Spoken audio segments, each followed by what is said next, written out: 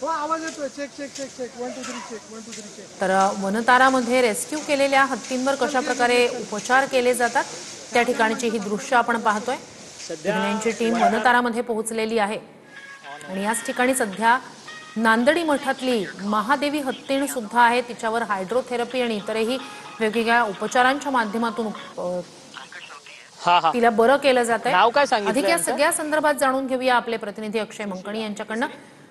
वनतारा प्रकल्पात अक्षय तुम्ही आता आहात, कशा प्रकारे तिथल्या हत्तींवर उपचार केले जातात, काय त्या ठिकाणची माहिती आहे?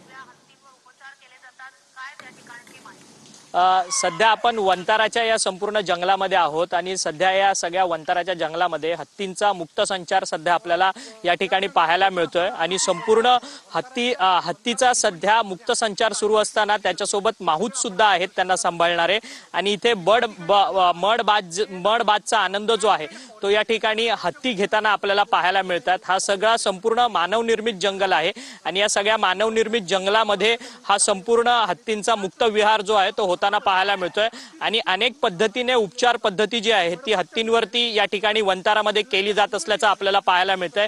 डेडिकेटेड हत्तींचं एक हॉस्पिटल जे आहे ते वंतारामध्ये आहेत.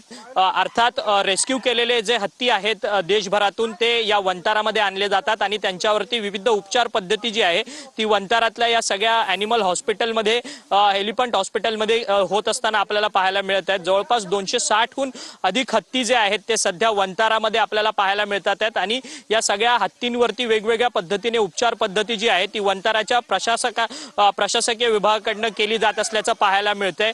काही हत्ती जे आहेत ते अंशतः अंधुक आहेत, अर्थात त्यांना दिसत नाहीयेत, त्यांच्यावरती कॅटराइटचं ऑपरेशन केलं जातं.